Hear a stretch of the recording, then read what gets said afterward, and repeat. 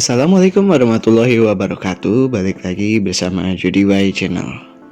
Nah, kali ini Jody Y Channel bakal membahas sejarah bus lawas banget nih, yaitu POLTH. Sebelumnya jangan lupa di subscribe, like, share, dan komen juga ya. Pengusaha otobus di Indonesia mengawali karirnya yang berbeda-beda. Sejak dulu, perusahaan otobus di Indonesia semakin maju dan semakin berkembang. Walaupun banyak juga yang harus mundur dari dunia perbusan karena alasan tertentu. Ada yang benar-benar kolaps dan ada juga yang fokus ke bidang usaha tertentu. Saya kutip informasi ini dari postingan dan komentar-komentar di laman Facebook dan saya tulis ulang untuk mengurutkannya. Saya juga memohon izin kepada para pemilik foto yang ada di video ini. LTH pada awalnya adalah singkatan dari Long Traveling on Few Horse. Sebelum menjadi perusahaan jasa paket, LTH awal mula beroperasi dahulu sebagai operator bus malam dan konon katanya adalah pencetus lahirnya bus malam cepat di Nusantara. POLTH sendiri mulai beroperasi pada tahun 1964 sampai tahun 1985 hingga 1986-an. Dulu masih menggunakan bus Mercedes-Benz O320 CBU, hasil lelang dari bus kontingen Asian Games 1962 atau Ganevo.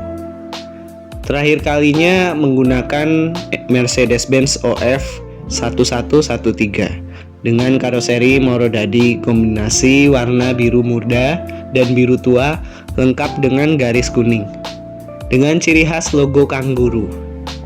LTH berdiri di Kota Semarang pada tahun 1964 yang awalnya mengelola usaha bus antar kota antar provinsi. PO ini didirikan oleh Lim Chong Hin alias Philippus Hendra Herkata. Jadi akronim LTH juga diambil dari nama sang pendiri dan akhirnya juga bisa disingkat dalam beberapa singkatan sesuai dengan fungsi serta bidangnya. Rute yang pertama diluncurkan adalah Semarang-Jakarta. Lalu trayek berikutnya yang dibuka yaitu Jakarta-Surabaya nonstop yang akhirnya banyak ditiru oleh perusahaan bus lain dengan rute yang sama. Selain Jakarta-Surabaya, rute LTH meliputi Surabaya-Magelang, Malang-Jogja-Magelang, dan mulai berekspansi keluar Jawa, diantaranya Pulau Bali. Lalu pada tahun 1968, mulai merambah ke jasa paket kilat ke sejumlah provinsi di Indonesia pada masa itu. Seiring berjalannya waktu, LTH mulai melebarkan sayap hingga ke luar negeri. Dirintis di Hong Kong pada tahun 1975 dan di Singapura pada tahun 1978 yang kemudian menjadi lini bisnis utama dan lama-kelamaan melupakan usaha bis malam. Terakhir beroperasinya bus malam LTH yaitu rute Semarang-Malang setelah mengalami laka di jalur Tengkorak, Keboan atau Tompak, Ampel, Boyolali. Saat itu bertabrakan dengan PO Raja Wali, bus malam trayek Solo-Bandung, tepat jam 4 pagi, entah kebetulan atau tidaknya.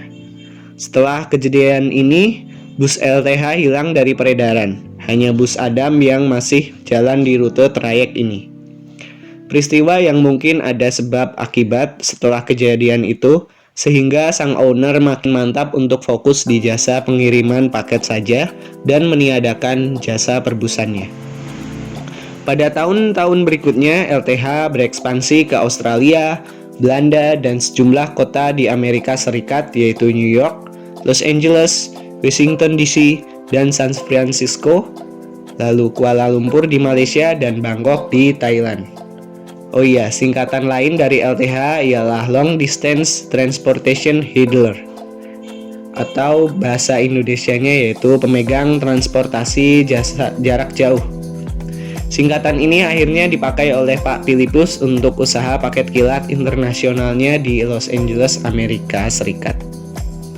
Penghargaan yang pernah diterima LTH yaitu 1. International Gold Star for Quality International Asia Award 1985, 2. America Award 1987, 3. Penghargaan Adikarya POS.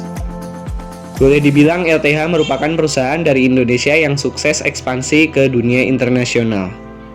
Jasa pengiriman paketnya di Indonesia pun sangat sukses, bahkan menjadi perusahaan jasa pengiriman paket swasta yang mampu menyaingi perusahaan BUMN yaitu kantor pos pada saat itu. Saat ini LTH masih eksis di jasa pengiriman paket. LTH mempunyai banyak sekali pelanggan karena jasa pengiriman paketnya dikenal sangat murah dan cocok untuk para pengusaha karena harganya yang dikenal jauh di bawah para pesaingnya.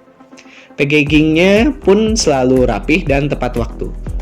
Menurut saya, di era digital seperti ini, rupanya LTH juga harus maju dengan memanfaatkan teknologi, serta memperluas jangkauan agen di daerah terpencil. Apalagi saat ini sudah banyak sekali perusahaan yang bergerak di bidang yang sama. Selanjutnya, kantor LTH yang di Jalan Karangsaru adalah tempat cikal bakal LTH. Saat itu LTH bersaing dengan PO Bayangkara yang juga berkantor di Jalan Mataram, sekarang bernama Jalan MT Haryono. Dan kini PO Bayangkara pun hanya tersisa pengiriman paketnya saja, masih dengan nama Bayangkara. Mungkin hanya itu yang bisa saya sampaikan, kurang lebihnya mohon maaf.